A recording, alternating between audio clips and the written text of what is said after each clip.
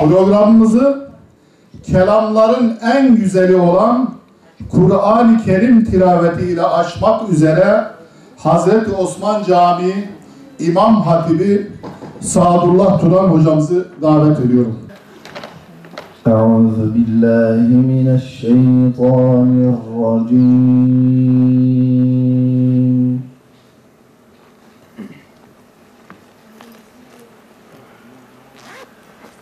Bismillahirrahmanirrahim. Kul sadakallahu fattabi'u millete İbrahim hanifa.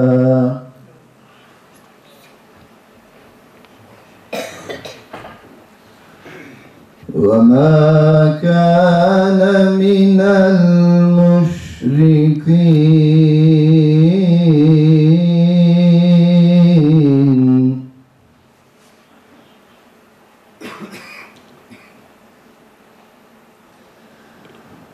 إِنَّ أَوَّلَ بَيْتٍ وُضِعَ لِلنَّاسِ لَلَّذِي بِبَكَّةَ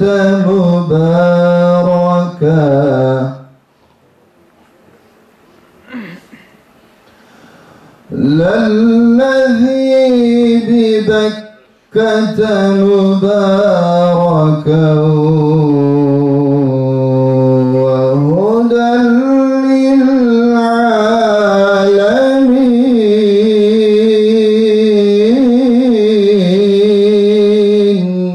وَمَنْ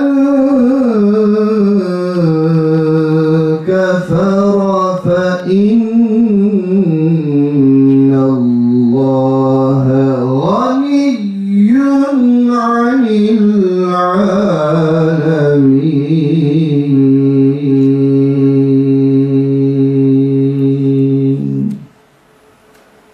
صدق الله العظيم. Cenab-ı Allah'a binlerce hamdü sena olsun. Efendimiz Aleyhisselatü Vesselam'a binlerce salatü selam olsun. Bizleri Ramazan-ı Şerif bayramının hemen akibinde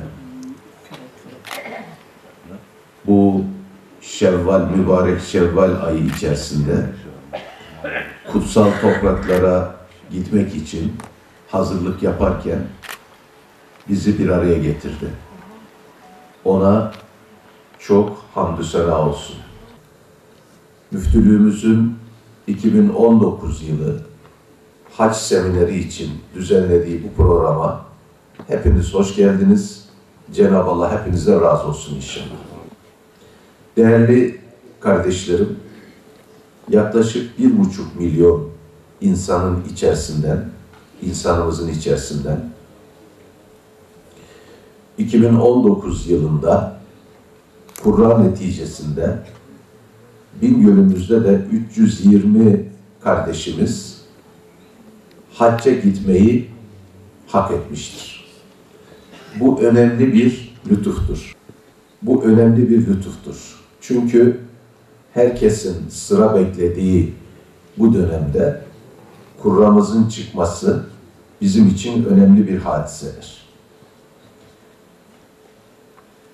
İçimizden bazıları bu kurraya yetişememiş, dar-ı bekaya irtihal etmiştir. Cenab-ı Allah onlara rahmet eylesin inşallah. Bazılarımız yaşlandık, 10 yıl bekledik. 70 yaşımız 80 oldu. Değerli kardeşlerim, 60 ise 70 oldu, 80 ise 90 oldu. Bu Diyanet İşleri Başkanlığımızdan, devletimizden ve müftülüklerimizden kaynaklanan bir hadise değildir. gönül ister ki 1,5 milyon kardeşimizi hep beraber bir sene içerisinde hacca götürelim ve haçlarını ifa etsinler, geri gelsinler. Ama maalesef bu bizim elimizde olan bir şey değil. Suudi Arabistan mukaddes topraklarda, Mekke ve Medine'de hac yapmak isteyen ve Efendimiz'i ziyaret etmek isteyen kardeşlerimizin kotası belli. 1/1000, yani 1 milyar 700 milyon Müslümanın içinden sadece 1 milyon 700 bini hacca gidebilme imkanını orası sağlıyor. Neden? Çünkü orada otellerin yatak odaları sayıları belli. Abdest alınacak yerlerin istatistiki bilgileri belli. Yemek yenecek yerlerin istatistiki bilgileri belli. Hem Mekke'de hem Medine'de. Yani oraya 10 milyon insan birden gittiği zaman hayat duruyor, çöküyor, çöker ve bu misafirleri Suudi Arabistan hükümetinin imkanlarıyla orada ağırlaması mümkün değil. Sonra kayıtlarımız başladı. 60'a yakın kardeşimiz parasal imkanını kaybettiği için hacca kayıt olamadı. Ekonomik sıkıntılardan dolayı, parasal sıkıntılardan dolayı hacca kayıt olamadı. Ve yedeklerden, Diyanet İşleri Başkanlığımızın yedeklerden olmak kaydıyla biz bunu telafi ederek, değerli kardeşlerim, bu 60 kardeşimizin yerine yenilerini ekleyerek, yedeklerini, arkadan gelen sırada yedeklerini ekleyerek kayıtlarımızı tamamladık. Hac kiralama ekip başkanlığı gidiyor. 80.000 hacının kalacağı otelleri, yemek yiyeceği yerleri hazırlıyorlar. Öyle selamun aleyküm, aleyküm selam. Uçağa bindin, gittin, otele geldin, haccı yaptın, geldin, yok. Altyapıya bakınız. Lojistik destek veriyor. Servis ekibi, bütün otelleriniz, numaralarınız, her şeyiniz hazırlanıyor orada. Çok güçlü, Diyanet İşleri Başkanlığımız ve şirketlerimiz çok güçlü bir organizasyon yapıyor. Biraz sonra söyleyeceğim. Hac bir ibadettir. Biz oraya gezmeye gitmiyoruz. Sıkıntılarımız olacak. Bazen yemekler damak zevkimize uygun olmayacak. Otelimizde bazen arıza olacak. Servisimiz bazen arıza yapacak. Burada yapmıyor mu? Yapıyor. O ruha, bakınız az önce söyledim, her şeyi Diyanet İşleri Başkanlığımız, şirketlerimiz hazırlıyor. Biz o ruha kendimize hazırlayacağız. El haccü meşakkat. Hac bir meşakkattir, zor bir ibadettir. Az önce söylediğim güzelliklerini ama sıkıntılı ve sabır gerektiren bir ibadettir. Farzlarından sonra haccın, aziz kardeşlerim, en büyük sevap birbirine yardımcı olmaktır. Yaşlılarımıza öncelik vereceğiz. Hanım kardeşlerimize öncelik vereceğiz. Erkek, gençler kafilede yardımcı olacaklar. Servislere binerken, inerken kafile başkanlarımız bunları sizlere anlatacaklar, oradaki hadiseleri. Demek ki hac büyük bir ibadettir. Çok büyük sevabı vardır. İslam'ın ana temel esaslarından birisidir. 5 ibadetinden birisidir.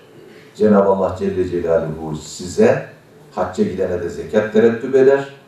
Demek ki 5 esası yapmayı size Cenab-ı Allah nasip etmiş. Bazıları etmiyor. Sadece 2, 3. Namaz, oruç, kelime-i şehadet. Zekat zenginse, hac zenginse. Oruçta hastaysa o da gider. 2 tane kalıyor. Ama size 5 esası yapmayı nasip etmiş. Çok büyük bir sevaptır. Ama büyük de önümüzde sabrımızı gerektirecek büyük de engeller vardır. Hiç merak etmeyiniz. Siz hazırlanın, ruhen kendiniz hazırlayın. Biraz önce söyleyeceğim, biraz sonra söyleyeceğim konuları yerine getirin. Evinizden uçakla, servislerle alınacaksınız, geri getireceksiniz. Hiç Bingöl'e geri geleceksiniz ölüm olmadıktan sonra. Ölüm her yerde yakalar insanı. Hiç korkmayın. Siz sabırla kafiledeki hocalarınızın tavsiyelerini dinleyiniz. Kaide ve kurallara uyunuz ve inşallah çok güzel bir şekilde haccınızı yapıp geri geleceksiniz. Hepimiz oraya bir umut için gidiyoruz.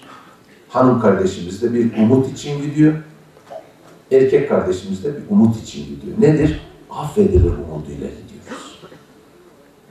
Aziz kardeşlerim. Şimdi bu haccın genel çerçevesi. Ne yapmamız lazım gitmeden? Öncelikle temiz oraya gitmemiz lazım. Temizlik iki kısma ayrılıyordu. Birincisi dış temizliğimiz, ikincisi iç temizliğimiz. Dış temizliğiniz zaten benden daha temizsiniz. Allah razı olsun. Elbisemiz vesaire, vücudumuz vesaire. Esas oraya giderken değerli kardeşlerim, ruh temizliğiyle gitmemiz lazım. O da nedir? Önce tövbe-i nasuhla irili ufaklı yapmış olduğumuz günahlardan tövbe etmemiz lazım. Efendimiz Aleyhisselatü Vesselam'ın huzuruna çıkarken günahlarımızdan nadim olmuş bir şekilde yola çıkmamız lazım. Kabe-i Muazzama'ya, Ravza-i Mudahhara'ya, Hacer-ül Esved'e, Makam-ı İbrahim'e, Kabe'nin kapısına, rükünlere dokunurken temiz olmamız lazım. Bu temizlik fiziki temizlik değil, o da önemli. Ama esas temizlik, değerli kardeşlerim, tövbe ile bizi perişan eden, ruhumuzu kirlendiren, nefsimize bizi esir eden, bizi ejderha haline dönüştüren, bir kızdığımız zaman tanınmaz hale getiren, şeytanın arkasından bizi götüren, büyük veya küçük günahlardan mutlaka tövbe etmemiz lazım. Hazreti Allah Celle Celaluhu'nun huzuruna, dergâh-ı uluhiyetine yöneleceğiz. Ya Rabbi, elimden, dilimden, gözümden, kulağımdan vesaire azalarımdan irili ufaklı ne kadar günah olmuşsa bütün bunlardan tövbe yapıyorum diye, bir daha geri dönmemek üzere tövbe yapıyorum diye Cenab-ı Allah'a yöneleceğiz. Ve bir daha dönmeyeceğiz o günahlara. Öncelikle bu temizlik. İkincisi, helal bir mal. Aziz kardeşlerim, hacca giderken sair ibadetlerimizde mutlaka helal, alnımızın teriyle kazandığımız şaibesiz bir mal ile hacca gitmemiz lazım. Haram olanlarla sıkıntı olur. Bunun hazırlıklarını zaten siz hazırladınız. Siz buna dikkat ediyorsunuz ve temiz bir mal ile hacca gitmenin imkanlarını araştırdınız. Zaten helalinden kazandınız ve yola çıkıyorsunuz. Değerli kardeşlerim. Üçüncüsü ise en yakınlarımızdan tutarak çevremizdeki hak ve hukukuna mülaki olduğumuz, yani aralarımızda hak ve hukuk meselesi olan yakınlarımız ve uzak dostlarımızla haklarımızı helal ettirmek suretiyle kul hakkını taşımadan Kabe-i Muazzama'ya, Mekke-i Mükerreme'ye, Medine-i Münevvere'ye ulaşmanın yollarını arayacağız. Aziz kardeşler, demek ki kul hakkı da önemli. Çok önemli. Helalleşeceğiz. Hakkı varsa iade edeceğiz. Ve kucaklaşacağız. Hakkımız varsa alacağız. Ve çevremizle, akrabayı talukatımızla onların gönüllerini fethederek, onların da dualarını alarak, onlara da gönüllerini hoş ederek, orada da onlara dua ederek, helalleşmek suretiyle müthiş bir ibadete kendimizi hazırlayacağız. Çok büyük bir ibadet. 10 sene beklediniz. Orası adeta Müslümanların kurultayı. Dünyanın dört bir tarafından hiç görmediğimiz renkte, dilde, tende insanlar, ümmet-i Muhammed oraya gelecek ve onlarla göz göze geleceğiz. Aziz kardeşlerim. O zaman demek ki üçüncüsü de hak ve hukukları tereddüt eden yakınlarımız veya uzaktaki insanlarla haklarımızı helal edeceğiz veya helalleşeceğiz. Biz gittik, bunu soruyorlar. Helal etmemiş. O artık biz görevimizi yaptık. Ama adama 100 bin lira borcumuz var. Parayı vermemişiz. Helal etmek için yanına gidiyoruz. O kendine bağlı. Parayı vereceğiz ki borcumuzu ödeyeceğiz. Öyle helalleşeceğiz.